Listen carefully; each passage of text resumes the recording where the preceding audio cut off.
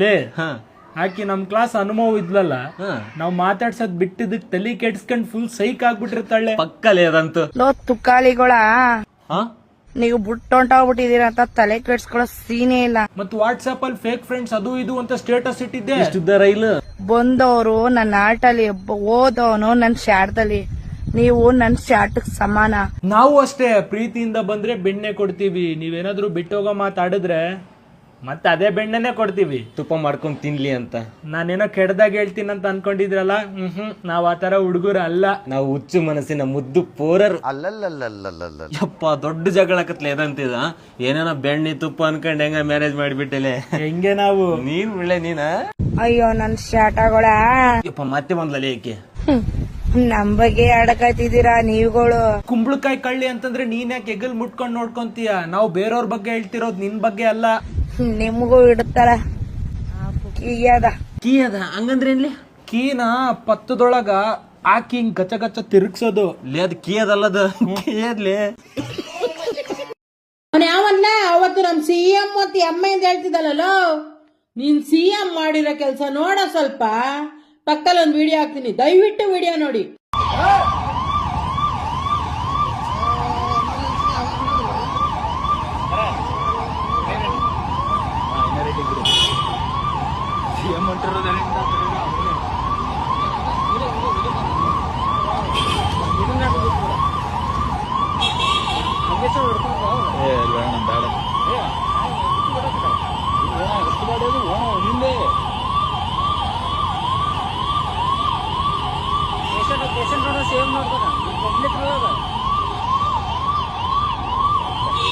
ಎದುರುಗಡೆ ಒಂದ್ ಆಂಬುಲೆನ್ಸ್ ಒಯ್ಯ ಒಯ್ಯ ಒಯ್ಯ ಅಂತ ಬಡ್ಕತ್ತದೆ. ಇವ್ರ ಪಾಪ ರೋಡೇ ಹೋಗ್ಬೇಕಾಗಿತ್ತು, ಯಾಕೆ ಇವ್ರು ನಿಂತ್ಕೊಂಡಿರಾಕಿರ್ಲಿಲ್ವಾ? ಅಲ್ಲಿದ್ದು ಅಮಾಯಕ ಜೀವ ತಾನೆ, ಅದೇನ್ ಪೊಲೀಸರು ಅಂತ ಹಿಂಗಂತಾರಲ್ಲ ಆ ವ್ಯಕ್ತಿ. ಸ್ವಲ್ಪ ಮಾನವೀಯತೆ ಇರ್ಬೇಕಿತ್ತಾನೆ. ಹೋಗ್ಬಿಟ್ಟು ಅದೇ ಸಿಎಂ ನಿಲ್ಸಿರು. ಸಿಎಂ ಏನ್ ಹಾಕಿಸ್ತಿದ್ರು ಇದನ್ನ ಎಲ್ಲ ಓಟ ಕತ್ತಿರ್ತಾನೆ. ಸಿಎಂ ಅಂತ ಬಂದಿರೋದು ಅದೆಂಗ್ರಿ? ಸಿಎಂ ನಾರ್ಮಲ್ ಜನಗಳಿಗೆ ಜಾಗ ಬಿಡದಿರುವಂಗೆ ಜೀರೋ ಟ್ರಾಫಿಕ್ ಮಾಡ್ಕೊಂಡು ಹೋಗ್ತಾನೆ ಅಂದ್ಮೇಲೆ ಆಂಬುಲೆನ್ಸ್ ಕೂಡ ದಯವಿಟ್ಟು ಜೀರೋ ಟ್ರಾಫಿಕ್ ಮಾಡಿ.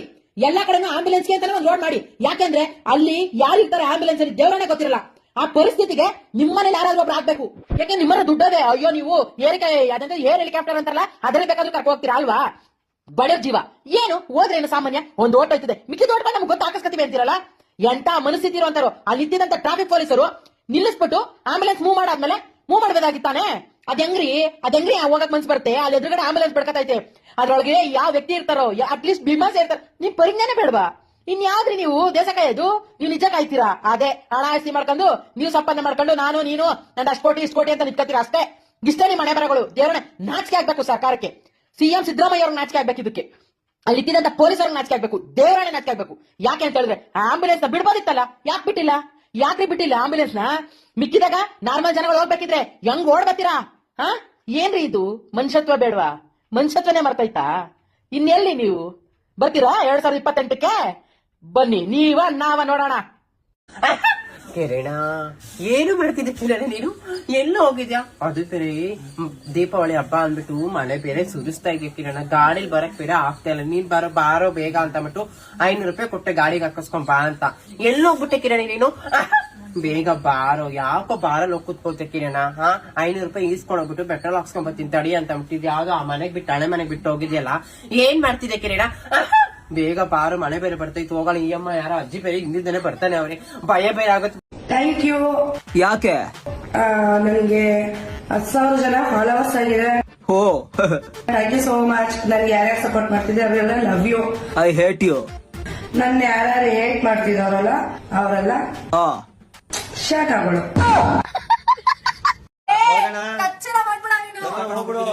ಅಷ್ಟೆಲ್ಲ ಮೀಟ್ರ್ ಇಲ್ಲ ಬಿಡು. ಮೀಟ್ರ್ ಇಲ್ಲ?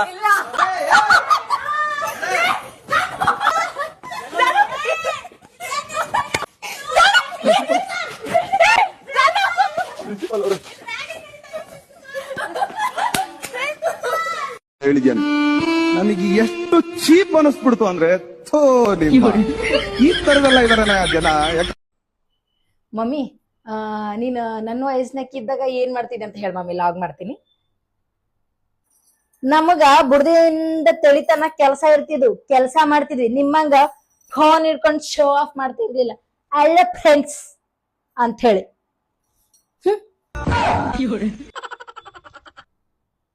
ನನ್ನ ಆತ್ಮೀಯ ಸೆಲೆಬ್ರಿಟಿಗಳೇ, ಒಂದು ಕುಟುಂಬ ಮತ್ತು ಒಂದು ಜೋಡಿ ಅಂದರೆ ಗಂಡ ಹೆಂಡತಿ ಅನ್ಯೋನ್ಯತೆಯಿಂದ ಬಾಳಬೇಕಂದ್ರೆ ಏನು ಮಾಡಬೇಕು ಅನ್ನೋದ್ರ ಬಗ್ಗೆ ಒಂದು ಸೂತ್ರ ಹೇಳ್ತೀನಿ.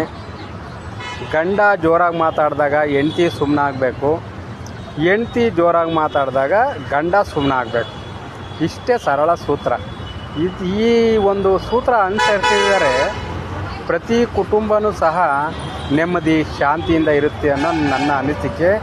ನಾನು ನಿಮ್ಮ ಮುತ್ತು ಹನುಮಕ್ಕ, ತುಮಕೂರು.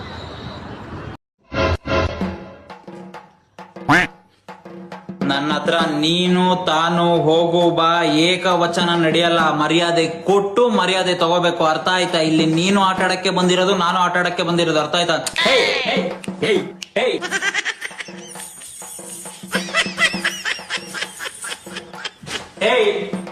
ಯಾರ ಹತ್ರ ಮಾತಾಡ್ತಾ ಇದೀಯ ನೀನು? ನೆನ್ನೆ ಮೊನ್ನೆ ಬಂದಿರೋ ಚೈಲ್ಡ್ ನೀನು. ನನ್ನ ಹತ್ರ ಇದೆಲ್ಲ ಇಟ್ಕೋಬೇಡ ಇಡಿಯಟ್. ನೀನ್ ನೋಡಿದ್ರೆ ಗೊತ್ತಾಗುತ್ತೆ ಎಲ್ಲಿಂದ ಬಂದಿದ್ಯಾ ಅಂತ. ಇಲ್ಲಿ ನೀನ್ ನೋಡಿದ್ರೆ ಗೊತ್ತಾಗುತ್ತೆ ನೀನ್ ಎಲ್ಲಿಂದ ಬಂದಿದ್ಯಾ ಅಂತ. ಇದೇ ನೀನ್ ಬಂದಿರೋದು.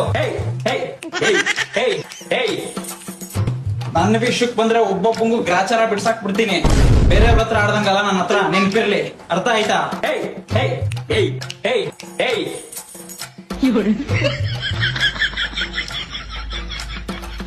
ಎಮ್ಮ ಗಿಮ್ಮ ಗುಮ್ಮ ಎಲ್ಲ ನನ್ನ ಹತ್ರ ಬೇಡ ಕಾಕ್ರೋಚ್ ಅವ್ರೆ. ಮರ್ಯಾದೆ ಕೊಟ್ಟು ಮರ್ಯಾದೆ ತಗೊಳ್ಳಿ. ನನಗೆ ಅಂತ ಒಂದ್ ಹೆಸರಿದೆ. ಎಮ್ಮ ಎಲ್ಲ ನನ್ನ ಹತ್ರ ಚೆನ್ನಾಗಿರಲ್ಲ. ಅರ್ಥ ಆಯ್ತಾ? ನಾನದು ತಲೆ ಕೆಡ್ಸ್ಕೊಳ್ಳೋದೇ ಬಿಟ್ಬಿಟ್ಟಿದ್ದೀನಿ. ಎಷ್ಟು ಮಾತಾಡೋದು ನಮಗ್ ಬೆಲೆ ಇರಲ್ಲ. ಚೈಲ್ಡ್ಗಳ ಹತ್ರ ಅವ್ರು ನಮ್ಮ ಮಾತು ಕೇಳಲ್ಲ. ಅವರೆಲ್ಲ ಈ ಎಸ್ ಕ್ಯಾಟಗರಿಗೆ ಸೇರಿದವರು. ಎಸ್ ಅಂದ್ರೆ ಗೊತ್ತಿಲ್ವಾ? ಸೂಪರ್ ಸಖತ್ ಸೆಕ್ಸಿ ಎಷ್ಟು ಅಂತ. ಅಷ್ಟೇ ಅಷ್ಟೇ ಅಷ್ಟೇ ಅಷ್ಟೇ. ಅಣ್ಣ ನಮಸ್ತೆ ಅಣ್ಣ. ನಾನ್ ಚೆನ್ನಾಗಿದ್ದೀನಿ ಅಣ್ಣ. ನೀವೇಗಿದ್ದೀರಾ ಅಣ್ಣ?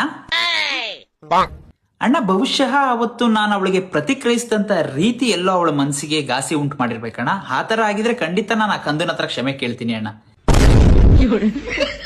ಖಂಡಿತ ಅಣ್ಣ. ಕಂದ ಸಾರಿ ಅಮ್ಮ. ಅಣ್ಣ ಕೇಳಿ ಅಣ್ಣ. ಅಣ್ಣ ನಾವು ಟಾಸ್ಕ್ ಆಡಿದ ರೀತಿ ಎಲ್ಲೋ ಒಂದ್ ಕಡೆ ನನಗೆ ಬೇಸರ ಉಂಟು ಮಾಡಿದೆ ಅಣ್ಣ. ನಮ್ಮ ತಂಡದವರು ಇನ್ನೂ ಚೆನ್ನಾಗಿ ಟಾಸ್ಕ್ ನ ಇನ್ನೂ ಬುದ್ಧಿ ಉಪಯೋಗಿಸಿ ಆಡ್ಬೋದಾಗಿತ್ತು ಅಂತ ಅನ್ಸುತ್ತೆ ಅಣ್ಣ. ಮುಂದಿನ ದಿನಗಳಲ್ಲಿ ನಾವ್ ಇನ್ನೂ 100% ಎಫರ್ಟ್ಸ್ ನ ಹಾಕಿ ಟಾಸ್ಕ್ ನ ಇನ್ನೂ ಚೆನ್ನಾಗಿ ಆಡ್ತೀವಿ ಅಣ್ಣ. ಹೌದಣ್ಣ ಹೌದಣ್ಣ. ಇಲ್ಲ ಇಲ್ಲ ಖಂಡಿತ ಅಣ್ಣ ಖಂಡಿತ ಅಣ್ಣ. एकदम इन्होंने वक्त बदल दिया, जज्बात बदल दिए, जिंदगी बदल दी। ओ भाई मारो मुझे, मारो ಇದ್ದಾಗ ಏನು ಕಿತ್ಕೊಳಕ್ಕಾಗಿಲ್ಲ. ಇವಾಗ ದಿಂಗಾಡ್ತವ್ರಂತೆ ಹಂಗ್ ಮಾಡ್ತೀನಿ ಹಿಂಗ್ ಮಾಡ್ತೀನಿ ಅಂತ ಹೋಗ್ರು ಚೂತ್ಯಗಳ. ಮತ್ತೆ ಇನ್ನೊಂದ್ ಮರ್ತೋಗ್ಬಿಟ್ಟೆ. ಲಾಸ್ಟ್ ಸತಿ ಒಂದ್ ವಿಡಿಯೋ ಮಾಡಿದಕ್ಕೆ ಅಷ್ಟೊಂದ್ ಈಗ ಹೊರ್ಕೊಂಡ್ಬಿಟ್ಟಿದ್ರೆ ಗಿವೆ ಬಗ್ಗೆ. ಬೋಸುಡಿ ಮಗನ ಕಿತ್ಗಾಳಕರ ಏನ್ ಶಂಟ ಅದಾವ್ ನಿನ್ ಕಡೆ. ಹೆಣ್ಮಕ್ಳು ತಲೆ ಹಿಡಿದ್ ಜೀವನ ಮಾಡೋ ಸುಳೆ ಮಕ್ಕಳು ನೀವು ಮಸ್ತ್ ಸೋಷಿಯಲ್ ಮೀಡಿಯಾದಾಗ ಬಂದ್ ದೊಡ್ಡ ಹಡಿಸ್ತೀರಿ. ಏನೋ ಒಂದೇನಾರ ಕಂಟೆಂಟ್ ಐತೆ ಏನ್ ಶಂಟ ಐತ್ರಿ ನಿಮ್ ಕಡೆ. ಬಾಯ ಕೆರ ಇಟ್ಟು ಹೊಡೆಯರಿ ನಿಮ್ಗ. ಅದಕ್ಕ ಹಿಂಗ ಮಾಡಾಕತ್ತೀರಿ. ಏನ್ ದೊಡ್ಡ ಸ್ಟಾರ್ ಅನ್ಕಂಡ್ರಿನ ಬೋಸುಡಿ ಮಕ್ಕಳ ಫೋನ್ ಪೇ ಚೆಕ್ ಮಾಡಿದ್ರೆ 10 ರೂಪಾಯಿ ಇರಂಗಿಲ್ಲ. ಮಂದಿಗೆ ಭಿಕ್ಷೆ ಬೇಡ್ತೀರಿ. ಯಾವ್ರ ಅಂಗಡಿ ಹಡಬಿಟ್ಟು ಪ್ರಮೋಷನ್ ಮಾಡಿದ್ದು 1000 ರೂಪಾಯಿದಾಗ 4 ಜೊತೆ ಅರ್ಬಿ ತಗೊಂಡ್ ಇಲ್ಲಿ ಬಂದ್ ಶೋ ಕೊಡೋದು.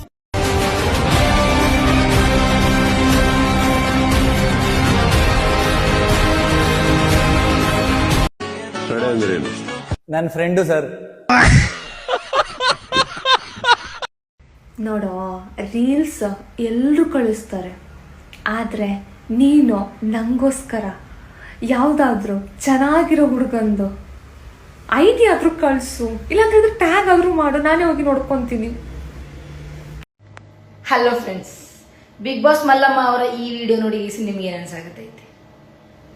ನನಗೇನು ಅನ್ಸಾಕತ್ತೈತಿ ಅಂತಂದ್ರೆ, ಹಳ್ಳಿಯವ್ರು ಆದ್ರೆ ಏನಾಯ್ತು, ನಾವು ಮನುಷ್ಯರು ಅಂತ ಅರ್ಥ ಮಾಡ್ಕೊಂಡಿದ್ದಕ್ಕೆ ಮಲ್ಲಮ್ಮ ಅವ್ರು ಇವತ್ತು ಬಿಗ್ ಬಾಸ್ನಾಗ ಬರೀ ಎಜುಕೇಶನ್ ಅಷ್ಟೇ ಅಲ್ಲ, ಬುದ್ಧಿ ಇದ್ರೆ ಸಾಕು ಜೀವನ ಮಾಡ್ಬೋದು ಅಂತ ಹೇಳಿ ಮಲ್ಲಮ್ಮ ಅವ್ರು ಅರ್ಥ ಮಾಡ್ಕೊಂಡಿದ್ದಕ್ಕೆ ಇವತ್ತು ಬಿಗ್ ಬಾಸ್ನಾಗ.